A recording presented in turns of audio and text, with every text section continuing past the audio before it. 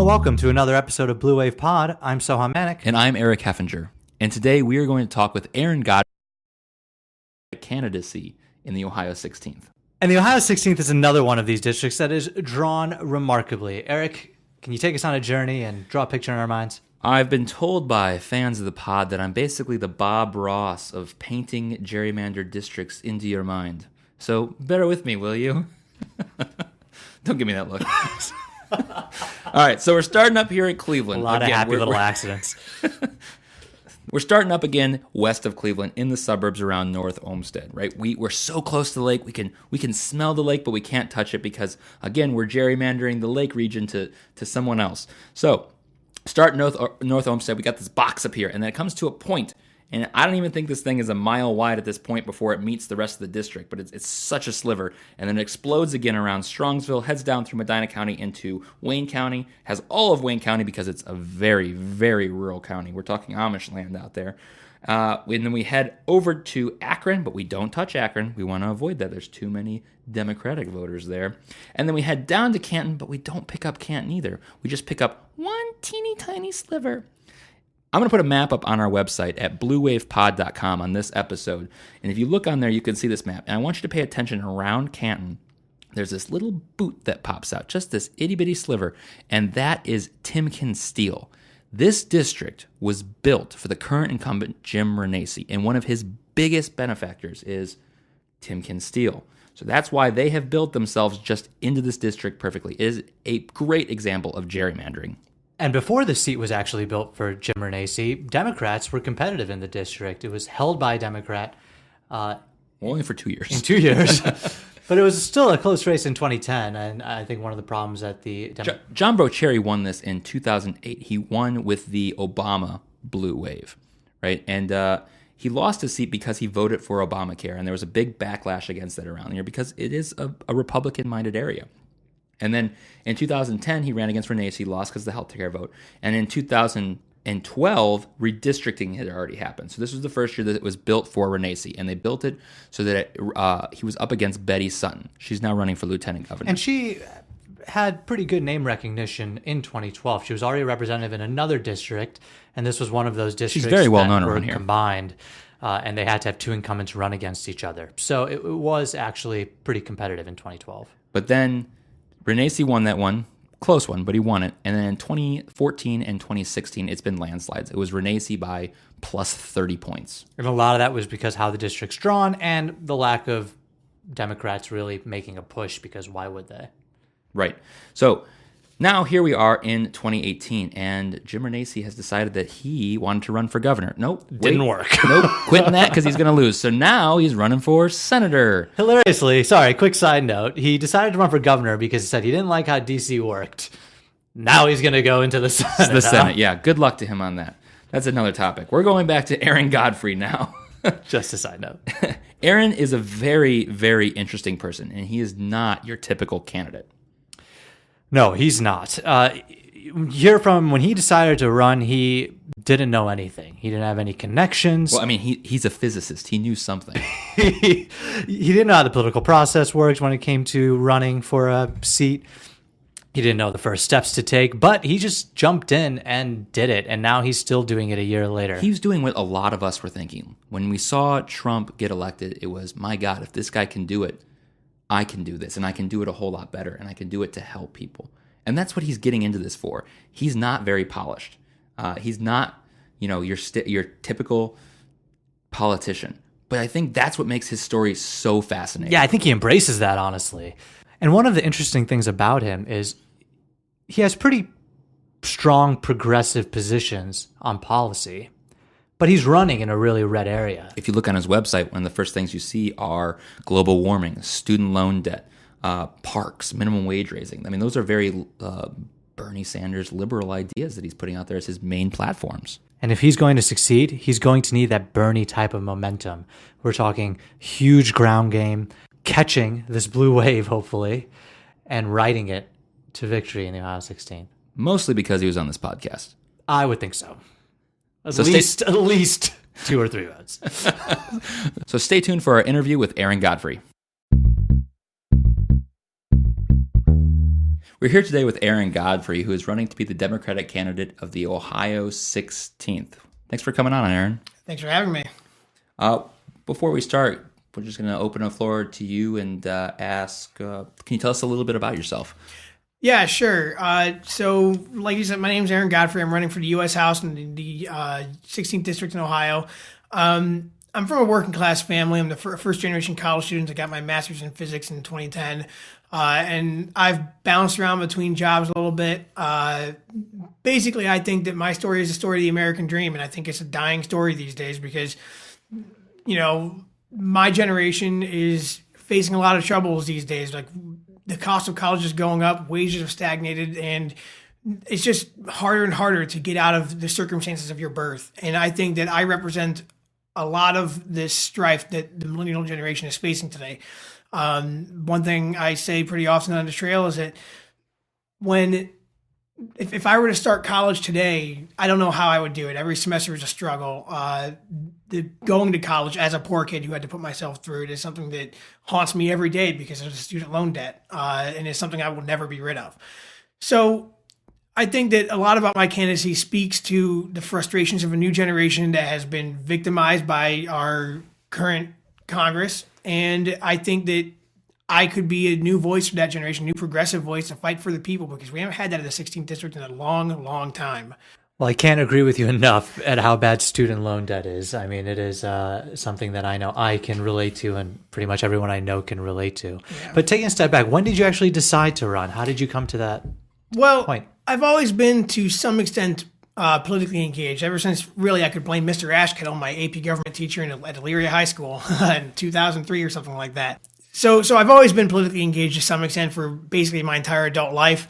When I saw what happened in the primaries on the Democratic side and what happened in November of 2016, I just, like all of us on this side of the aisle at least, just looked at the world through some shattered lens, like, what is going on? How could this happen? This is the second time a Republican president has been elected without the majority of the people behind him, to much greater consequences we all feared then and all know now.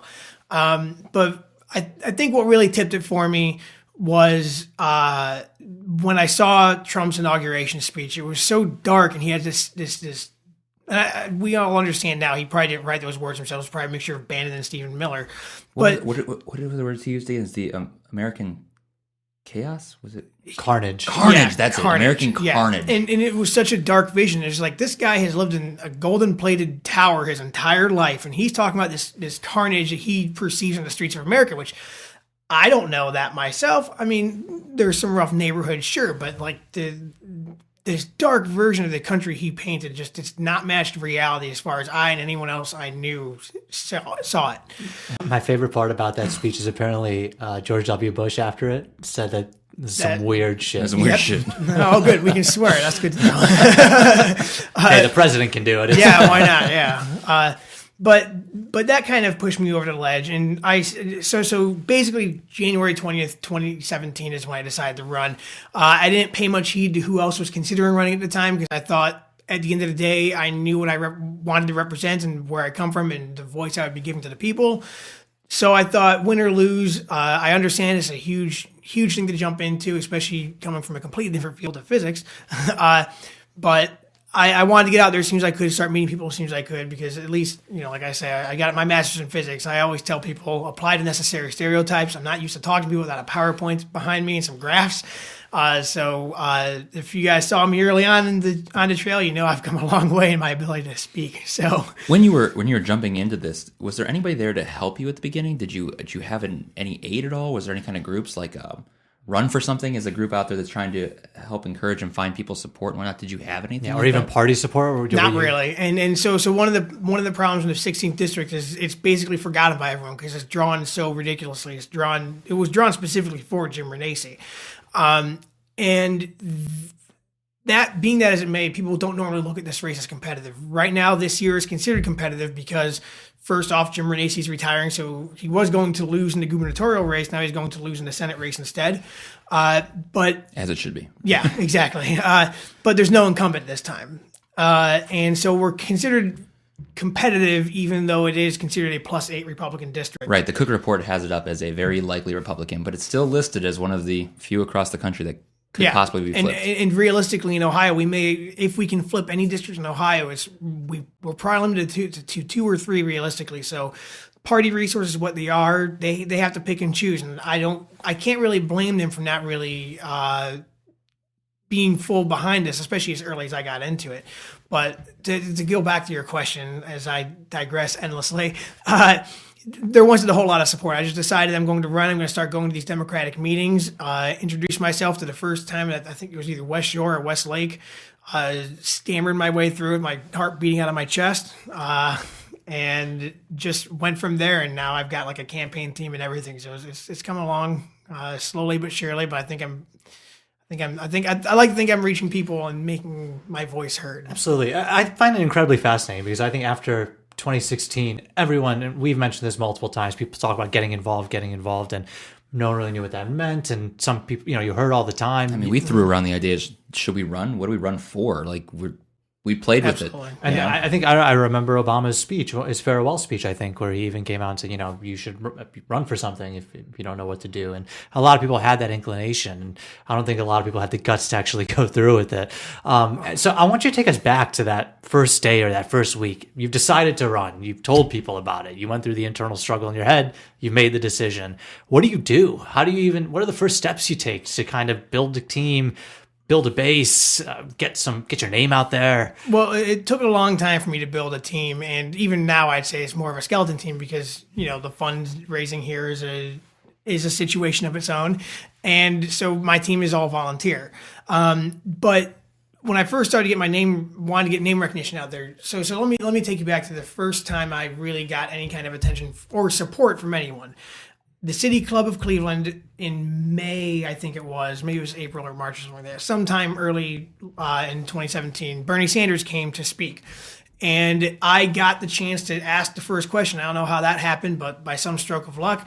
And I asked him, what does someone like me with no political connection, what do I do to get my name out there? What do I do to win this, to win the primary and win the general? And his answer is something I've taken seriously ever since and have been running with. Grassroots. Get your name, just meet people. That's the best thing you can do. Talk to the grassroots organizations, talk to everyone you can. Get the support from people early on, and get those boots on the ground because that's going to make all the difference when game time comes. So that's kind of been where I started at and where I've been going ever since. The grassroots to me are very important, and I think we'll probably just touch on this a little bit later, but I think this is going to be a huge part of how we can win in a district like the 16th. And before getting to that, question for you, because you mentioned it when you were talking about how you made the decision to run. You mentioned that you were really affected by the primary on the Democratic side. How so? So I'll touch on it briefly, but I'd like to avoid the discussion. I shouldn't have brought it up at the beginning because I'd like to avoid it because it was a fracturing event for the left. And I supported Bernie Sanders, and at the end of the day, I voted for Hillary Clinton. And I think if you really cared about this country, that's what you did, because we all saw Trump and we all saw what he represented. But I voted for Bernie, and I think that a lot of people who supported him, we saw what happened in the primaries and were very disillusioned by it. But I didn't let it stop me from running as a Democrat. I decided I wanted to run as a Democrat to be someone from the progressive wing of the party that ran as a Democrat to bring the two wings of the party together, because ultimately, whatever the progressives think they have going on, we can't work outside of the frame of the Democratic Party. The Democratic Party has historically been a party of the working class and the downtrodden and what have you. And that is something that the progressives fight for every day. And it's easier to become a part of the party and make it work for us than to go out there and make our own. Because if we split the vote, if we keep splitting the vote, we get more Republicans in Congress and town hall and city halls and everywhere down to the ballot. And that is unacceptable in these days. How do you do that on a policy level? So you still want to be a strong progressive, but you want to appeal to a broader population, right? Including moderate Republicans who are fed up with what's happening. How do you do that on a policy level? Do you moderate your policies? Do you keep them progressive and try to just make the argument? So my stance here might actually rustle some jimmies because I haven't tried to moderate anything at all. My entire thing is I'm doing this I am of the people, and that's who I plan to represent in D.C.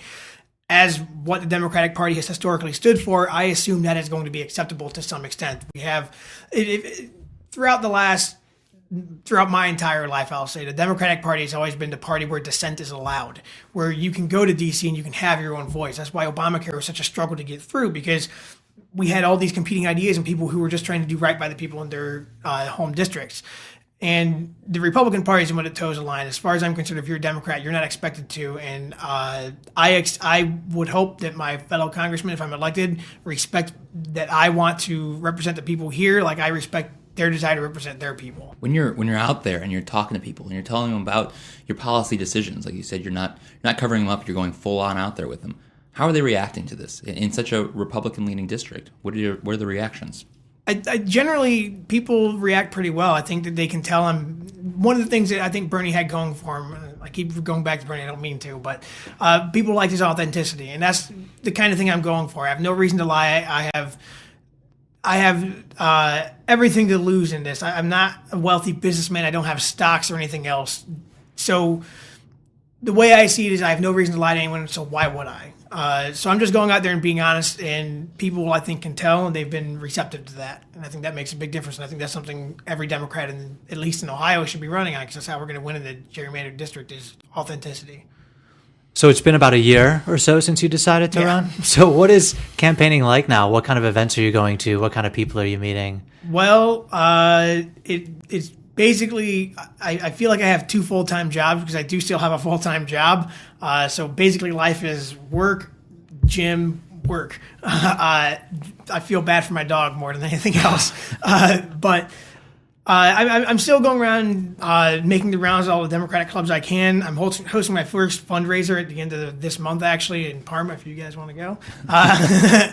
But, like there was a weird kind of dynamic at first where I was running for 2018 at the beginning of 2017 when all the party infrastructure was like, dude, chill out. We have to worry about 2017 first. Right. So it felt inappropriate to do a lot of events or fundraisers or anything like that before the 2017 elections were over, because I didn't want to take away from those elections, because the local elections are just as important as anything else. I may be jumping into the deep end, but that isn't necessarily what I recommend for everybody. So we're going to talk about sort of the challenges in a bit and want to get your opinion on that. It's a big one. It's a big challenge. But before we do that, I want to hear, now that we are in 2018, how do you envision this campaign going for the rest of the year? I mean, all things going well, how do you see it in your head?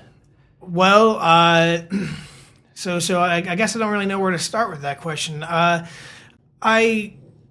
It's going to, like I alluded to earlier, it's going to come down to having a strong ground game in my position. Like, to me, the Democratic primaries are going to be about who can raise the most money. That was someone that's who's going to get the initial support of the Ohio Democrats, I'm sure.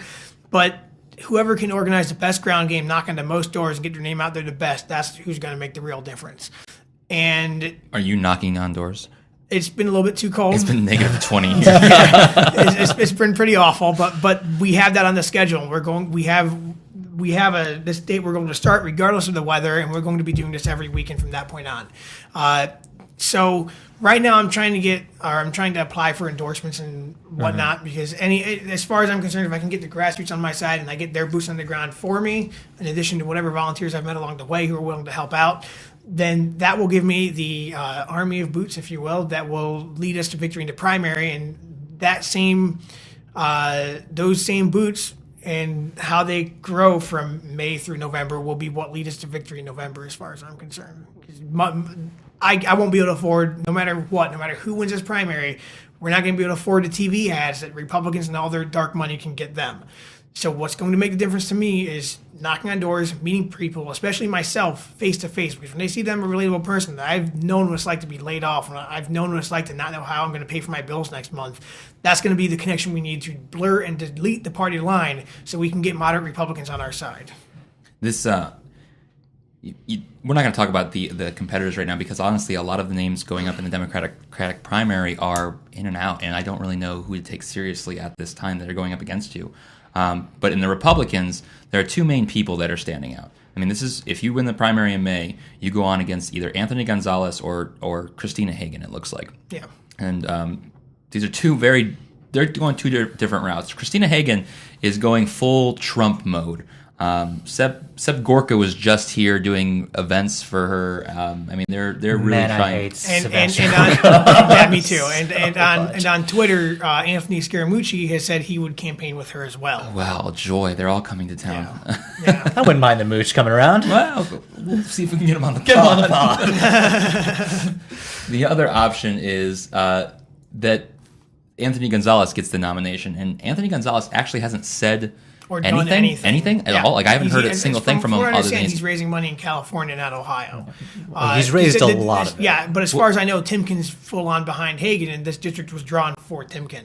Well, Timken has been raising money for Gonzalez. I was just reading. Oh, which okay. is I thought they were fun. behind Hagan. Oh. So maybe both. Maybe they're hedging their bets. Yeah. Yeah, I'm just looking at the list of people that have, it just seems like facing the judgment. Peyton Manning has been here. AJ Hawk, football players. Jimmy Haslam, owner of the Browns. the Smucker's family is raising money for him. It's like, it's ridiculous. Owners of Jam. In the one quarter that he raised money, Sorry. he raised $600,000. Yeah. Just in one quarter. I mean, I don't know what his numbers are now. That was in September when he turned Yeah. that in. It's got to be $1 million already. I'm and sure it's way more than $1 million. I'm sure he's probably broached $2 or $3 million by now. It's ridiculous. What Dem can ever compete with that? And that's why I say that the Dems are short-sighted if they're just going to back whoever raises the most money, because that's not what it's going to come down to. And I think Bernie taught us that. Obama taught us that in 2008. It's not... For us, it's not going to be about money. It's going to be about enthusiasm generated by the voters, about how much we can reach out to the voters and inspire them to come out and support us and do work for us. Because, like I said, we're not going to be able to raise. I know there's $1 million race, and I know that everyone in any level of power within the party has told me, if you can't raise $1 million, you're not in this race. I'm like, well, I mean, you say that, but like, I'm a guy who's been living paycheck to paycheck my entire life, so I like to think I could make the most out of whatever I can get to be as effective as possible, and that's what it's going to come down to. Not radio ads or anything else, but being able to supply door knockers with the materials they need to get the word out on the ground. Because, like I said, that's going to be how we win. It's not going to be about money raised. I can tell you right now, I don't have $1 million in the bank. So if that's the bar that Democrats put up for participation in this race, then we're on our own. And honestly, going into this race, I kind of expected it to be that way anyways, because of the nature of the district and because of this history. But I'd like some support if I could get it. But if that's the bar they set, we're just not going to get it. So, What would you like to make a plug here on where they can donate if they do want to help you out? sure. You can go to www.godfreyforcongress.com. GODFREY. Click the big donate button. That's a good idea. We should have one of those. Yeah. I need one of those. Curious about, so you mentioned giving people the materials that they need to go out there and talk to people. What are those materials? I mean, if it's issues that they're talking about, what types of issues? I mean, are you focusing on the national issue to try to rile people up, to kind of catch that blue wave when people are frustrated with what's happening in D.C.? Or are you focusing on local issues that people care about? To me, it's about the big picture issues. That's why I'm running federal, because these are the big picture issues that have affected every part of my life, and I'm sure have affected your lives too, like climate change, student loan debt, healthcare, all these things that have had a huge impact on our life, and Congress just doesn't care about or take action on. For them, it's what makes me richer and preserves status quo so I can keep getting richer. Maybe that's just my cynical view of it, but that's sure as hell seems to be the way it works out. I just think the government should be working for the people and not the corporations. It should be protecting us from exploitation, providing certain necessary services for life, liberty, and the pursuit of happiness. I don't think that's that radical myself. Well, before we wrap this up, I want to ask you a question. We're trying to encourage people to run. We're trying to find the best way to run by talking to very diverse and different candidates. Is there any advice that you would have for somebody that's thinking about going out there and doing it for the first time? That's something you've learned along the way that you think people should know about? So I might be a bad example because my mentality is usually I can deal with it. I know that I have the faculties to recover whether or not it works out. But I would just say, just do it. Nothing's going, like, I don't know how, I'm not from a connected family. My dad was a truck driver. My mom delivered newspapers and ran a cleaning business. I have no political connections. So when I decided to do it, I just thought I'm just going to go out there and start meeting people. As far as I'm concerned, that's the only way to do it. When I decided I wanted to learn how to swim, I went to the rec center, jumped into the dive well, and decided I didn't want to die that day. So that's kind of the mentality I took with running for office. I'm just going to do it. And dive right in. Yeah, basically. And it's worked out for me so far. I think if you're passionate, if you have the energy, I think it will work out for you too. But just do it. Whether it's city council, dog catcher, congressman, state rep, just do it. I think it's incredibly commendable that you felt a calling and just did it. You're facing a Goliath of proportions in the fall, but we're so excited to see what happens. We hope you can come back and talk to us and Anytime. update us on how it goes. Thanks for having me.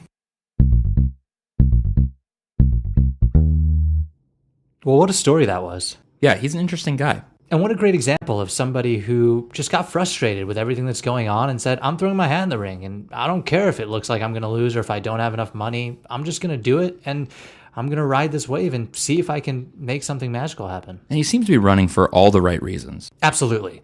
I mean, you can tell it's not about the power for him at all. It's not about the money.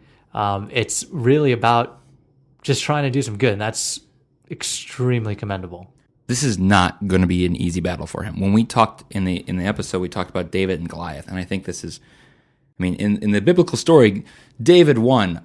I don't know if David can win here. I mean, the gerrymandered district, a guy with no name, no money, against a guy that has so much name recognition and so much money. Well, let me give you some quick numbers just to put it in context. I think we briefly mentioned this, but just to clarify it. Anthony Gonzalez, at the end of September in 2017, raised $626,000. Aaron Godfrey, in the same period, raised $2,100. Yeah, it's severe. That's a pretty big gap. And I know money's not everything when you've got momentum, but you still need cash because you got to get your name out there. You got to get the flyers. You've got to get on some TV.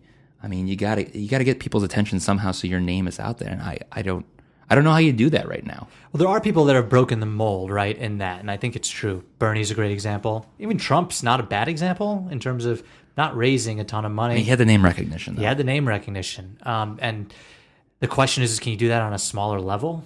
It's kind of easier to do it when you have the national name recognition and can get the $17 from everywhere. But what about in the single district? I mean, let's compare him to Ken Harbaugh, who we talked in the first episode. Ken, I mean, people don't know him. He's not a household name, but he has quite a resume, right? And we didn't talk money on his episode, but he has outraised his incumbent opponent every quarter that's happened, which is crazy because Bob Gibbs brings in a lot of money. It's pretty unheard of. And that is the kind of thing that I think raises eyebrows around the country. But he's polished, right? He talks like he's been doing this for a long time. Whereas Aaron doesn't talk that way. He's not your stereotypical politician. Is that what the people are looking for in this election? Are they looking for the authentic candidate? Or are they looking for that polished guy that they think can ride in on a white horse and save the day? Well, that's why I'm really excited to talk to him again in a couple months. He's going to really start campaigning now, isn't he? He's going to start going door once, it's not negative 50 degrees outside. He's going to start going door to door. And I think that's when we'll see whether there's actually a movement there. Negative 50 was an exaggeration. When I said in the interview negative 20, that wasn't an exaggeration. Those are some very cold days. With the wind chill. That was a wind chill, yes. It's not that cold right now. Come to Cleveland. It's tropical sometime in the year. So when it gets warmer, yeah, I would love to talk to him again and see really what the reception is as he goes door to door and talks to these Republican voters. So thanks for listening.